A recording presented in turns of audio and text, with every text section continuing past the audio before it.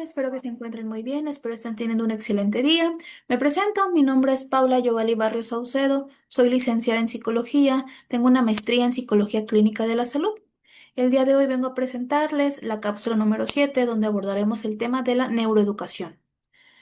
Para comenzar, voy a compartir las diapositivas.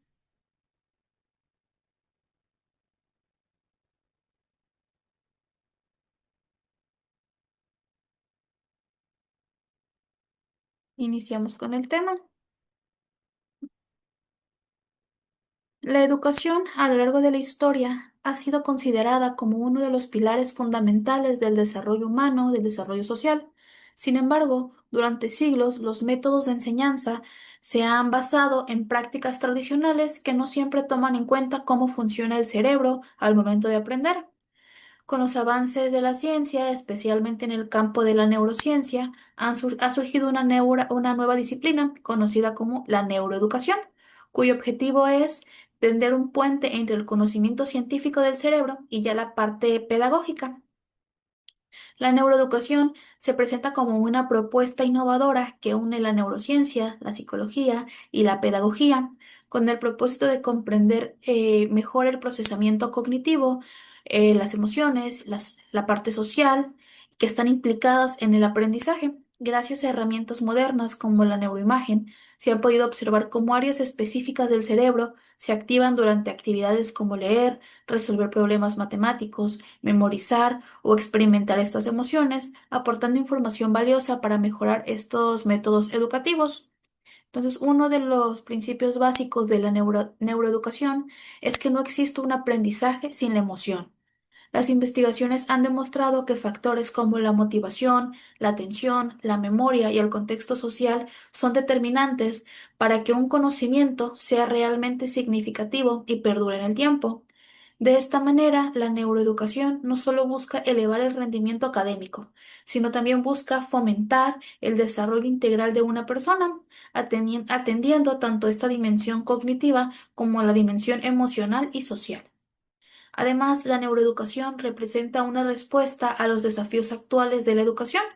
En un mundo que está caracterizado por este exceso de información, la digitalización y la necesidad de formar individuos capaces de pensar críticamente, adaptarse a los cambios y a convivir en sociedad, a sociedades cada vez más diversas. En este sentido, la neuroeducación no debe entenderse únicamente como un campo académico, sino debe entenderse como una herramienta transformadora que tiene el potencial de redefinir la enseñanza y el aprendizaje, impulsando una educación que sea más inclusiva, que sea personalizada y que sea efectiva. Ahora sí, la neuroeducación entonces es una disciplina que emerge entre la fusión de esta neurociencia, la psicología y la pedagogía, con el fin de comprender cómo aprende el cerebro y en consecuencia optimizar estos procesos educativos. Este enfoque reconoce que el aprendizaje no es únicamente este proceso cognitivo abstracto, sino que está influido por factores emocionales, sociales, biológicos y ambientales. La neuroeducación entonces busca tender este puente entre la teoría científica y la práctica ya en las aulas, aportando estrategias que estén basadas en evidencia para poder potenciar el rendimiento académico y el bienestar de los estudiantes. ¿Cómo es la historia y la evolución de esta neuroeducación? Pues iniciamos en la década de 1960-1970, donde hay avances en esta neurociencia cognitiva y en psicología que demuestran que la memoria, la atención, las emociones influyen directamente en el aprendizaje. Una década más tarde, en 1980, la teoría de las inteligencias múltiples de Howard Gardner y la inteligencia emocional de Daniel Goleman se empieza a cuestionar la enseñanza centrada en el coeficiente intelectual. Se empieza pues, a cuestionar la importancia de no nada más centrarse en la parte de la inteligencia tradicional y la inteligencia o la inteligencia general, sino englobar la inteligencia también en cuanto a las inteligencias múltiples y las inteligencias emocionales. En la década de 1990, la neuroimagen permite observar en tiempo real cómo aprende el cerebro y esto despierta este interés educativo. Lo que mencionaba, cómo al leer, al escuchar música, al tocar un instrumento, al hablar, al memorizar, cómo, qué áreas del cerebro distintas van prendiendo. Y en el siglo XIX, perdón, en el siglo XXI, se consolida la neuroeducación como ya esta disciplina formal, con autores como Francisco Mora, que promueve la idea de que solo se aprende aquello que emociona. Posteriormente tenemos a Stanislas, que investiga cómo aprende el cerebro, la lectura y las matemáticas, y David Bueno, que difunde los fundamentos de la neuroeducación en las escuelas. ¿Cuáles son estos principios básicos de la educación entonces? Pues tenemos esta plasticidad cerebral de la que hablábamos en la cápsula anterior, en la cápsula 6. Pero esta plasticidad cerebral es esta capacidad del cerebro para poder cambiar su estructura y sus conexiones neuronales en función de las experiencias y del aprendizaje. ¿Qué implicaciones educativas hay? Pues cada vez que un estudiante practica una habilidad, su cerebro fortalece estas conexiones sinápticas que están relacionadas pues con esta actividad que está practicando. Por ejemplo, un niño que practica una lectura diariamente va a generar estas nuevas redes neuronales que le van a facilitar esta comprensión y esta velocidad lectora. Por eso cuando los niños empiezan a leer, pues quizá empiezan a leer con cuentos más cortos, a unir apenas palabras, empiezan con oraciones y poco a poco, conforme van aprendiendo y esta plasticidad van generando estas nuevas conexiones neuronales, pues ya pueden les facilita su comprensión, ya no nada más es leer por leer, sino ya pueden comprender qué es lo que están leyendo, pueden leer párrafos más grandes, pueden leer pues con mayor velocidad. ¿Cuál es la importancia de las emociones en el aprendizaje entonces? Pues la emoción es el motor del aprendizaje. Sin esta emoción no hay una motivación y sin esta motivación entonces el cerebro no es capaz de retener esta información que es importante. La base neurobiológica pues se encuentra en la amígdala y en el sistema límbico que participan en la consolidación de estos recuerdos cargados de emoción. Por ejemplo, un profesor que cuenta historias o que utiliza ejemplos que sean significativos para los alumnos, pues facilita o hace que los alumnos recuerden mejor los contenidos, ya que pues empiezan a asociar la información con estos recuerdos, con estas experiencias, pues les facilita que si solamente el profesor dicta la información de esta forma mecánica, el que lo convierte en algo aburrido, que no produce una emoción y por ende no hay una motivación entonces por aprender o por retener esta información. La atención como un recurso limitado. El cerebro no puede mantener la atención de manera sostenida durante largos periodos. Necesita de estímulos variados y de descansos pues, prolongados para poder como retomar esta atención. ¿Qué implicaciones educativas hay? Pues las clases que son extensas, sin pausas o actividades dinámicas reducen la capacidad de aprendizaje. Por ejemplo, un bloque de clases de 50 minutos puede dividirse en segmentos de 10-15 minutos con actividades participativas para poder mantener esta concentración. En las aulas, con los niños pues, más pequeños, pues es más complicado que puedan mantener la atención 50 minutos, por ejemplo, sentados haciendo una sola actividad. Los primeros 10, 15, incluso 20 minutos, su atención está sostenida, se mantienen concentrados en esta actividad, pero pasando estos minutos, pues ya se empiezan a distraer, dejan de hacer lo que están haciendo y empiezan a buscar otras actividades para realizar. ¿Por qué? Pues porque la atención sostenida es muy complicada en edades más pequeñas. El aprendizaje multisensorial. El cerebro aprende mejor cuando intervienen varios sentidos, ya que se activan diferentes áreas cerebrales y se fortalecen las bases neuronales. Entonces, en la parte educativa, el poder combinar imágenes, sonidos, movimientos o actividades prácticas en la enseñanza, pues favorece esta parte de la educación.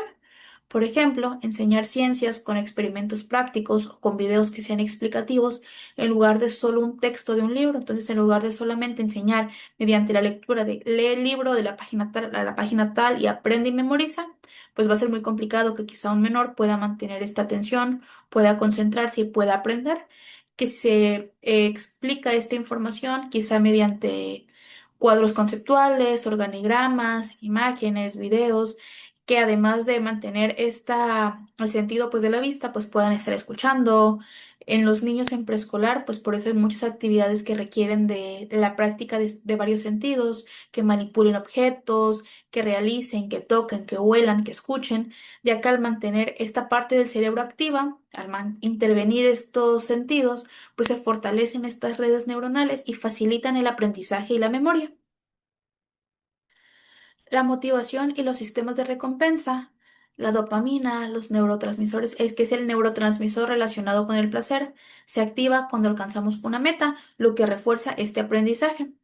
En la parte educativa, pues los estudiantes aprenden más cuando sienten que el estudiar les da un propósito, que cuando se celebran estos logros, que tienen una recompensa por sus estudios. Por ejemplo, la gamificación, el uso de estas dinámicas de juego en el aula, pues motiva a los alumnos a poder superar retos y a mejorar esta retención de conocimientos. El papel del sueño y el descanso en la neuroeducación, pues durante el sueño el cerebro consolida la memoria, reorganiza la información adquirida en el día. ¿Qué implicaciones educativas tiene? Pues un alumno con falta de sueño, pues va a tener una menor concentración, una baja memoria y poca creatividad. Por ejemplo, estudiar de madrugada sin haber dormido, sin haber descansado, pues no es tan efectivo, ya que el cerebro necesita un descanso para poder fijar lo aprendido, para poder que haya esta consolidación del aprendizaje. En el aprendizaje social y el aprendizaje cooperativo, el cerebro es social por naturaleza. Quiere decir que aprender en grupo estimula no solamente las habilidades cognitivas, sino también estas habilidades emocionales como lo son la empatía, la cooperación y el pensamiento crítico. ¿Qué implicaciones educativas tiene? Pues fomentar el trabajo colaborativo y la interacción en clase aumenta el aprendizaje significativo. Por ejemplo, resolver problemas en equipos pequeños permite que los estudiantes se beneficien de estas diferentes perspectivas. Los principios básicos de la neuroeducación muestran que el aprendizaje no es nada más un proceso mecánico, sino es una experiencia compleja en la que participa la biología del cerebro, las emociones, la motivación, el entorno social y los hábitos de vida. Entonces, conocer y aplicar estos principios en el aula permite a los docentes poder diseñar estas estrategias de enseñanza que sean más efectivas, que sean inclusivas y que sean humanas. ¿Cuáles son los objetivos de la neuroeducación? Pues está el transformar la educación como un proceso más eficaz, inclusivo y humano para poder diseñar estas estrategias de enseñanza que sean fundamentadas en el funcionamiento del cerebro, favorecer el desarrollo de competencias cognitivas, emocionales y sociales, así como potenciar la creatividad, la innovación y el pensamiento crítico y reducir esta brecha entre la educación tradicional y las necesidades actuales. Las aplicaciones en el aula, pues al introducir estas actividades que despierten la curiosidad y despierten la emoción, que se use una metodología activa, quiere decir el aprendizaje basado en proyectos, en juegos, en experimentos, promover la colaboración y el aprendizaje social, respetar la diversidad de inteligencias y de estilos de aprendizajes, así como aplicar evaluaciones que midan estos procesos y que no solamente midan los resultados. En el ámbito clínico, en el ámbito terapéutico, las intervenciones tempranas en trastornos como el TDAH, la dislexia, el autismo, así como la rehabilitación de estas funciones cognitivas mediante la estimulación cerebral. Y ya en el desarrollo personal, pues se encuentra el uso de la neuroeducación en empresas para poder entrenar liderazgo, creatividad y trabajo en equipos, así como estos programas de inteligencia emocional en los contextos laborales y sociales. ¿Qué beneficios se encuentran en la neuroeducación? Pues se encuentra que mejora la memoria y la atención de los estudiantes al poder diseñar estas estrategias que sean más útiles para la forma o el método de aprendizaje de los estudiantes. Al obtener esta mayor memoria, mayor atención, pues también se van a sentir más motivados, van a tener esta motivación intrínseca, esta motivación personal y este placer por poder aprender. La inclusión de estudiantes que tengan estas dificultades de aprendizaje, lo que va a prevenir el fracaso escolar y la creación de estos ambientes escolares que sean más saludables emocionalmente. ¿Qué retos y limitaciones tiene? Pues hay una persistencia de los neuromitos. ¿Qué neuromitos conocemos?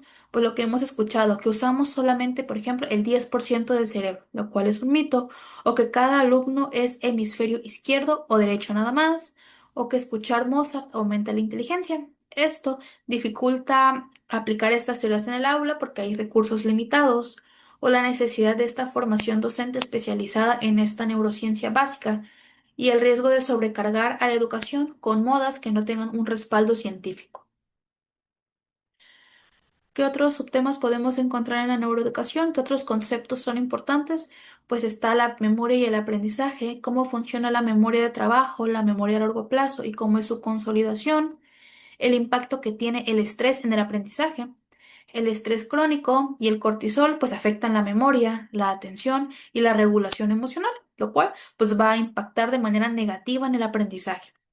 La atención plena son estas estrategias para entrenar la concentración y poder reducir la ansiedad en clase. La educación emocional en las escuelas, que se les enseña esta regulación de emociones, inteligencia emocional, empatía y habilidades sociales. El cerebro social, la importancia de la cooperación y de la interacción en el aprendizaje. El sueño y el rendimiento académico, estos efectos de la falta de descanso en la memoria y en la atención. En cuanto a la tecnología y la neuroeducación, pues las ventajas y el riesgo que hay en el uso excesivo de pantallas, de la inteligencia artificial y de la realidad virtual, la creatividad y el cerebro, pues el cómo estimular el pensamiento divergente y la innovación, y en la neuroeducación inclusiva, que son estas estrategias para poder atender a alumnos que tengan algunas dificultades con aprendizaje, como pueden ser alumnos con TDAH, autismo o dislexia. Entonces, la neuroeducación es más que una moda, representa una transformación profunda en la forma de poder entender la enseñanza.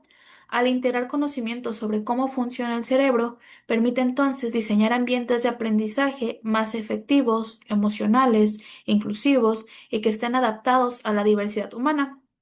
Su gran aporte es demostrar que no se puede enseñar sin emoción ni aprender sin una motivación, y que educar con base en la neurociencia no solamente mejora el rendimiento, sino también mejora el bienestar y la felicidad de quienes están aprendiendo.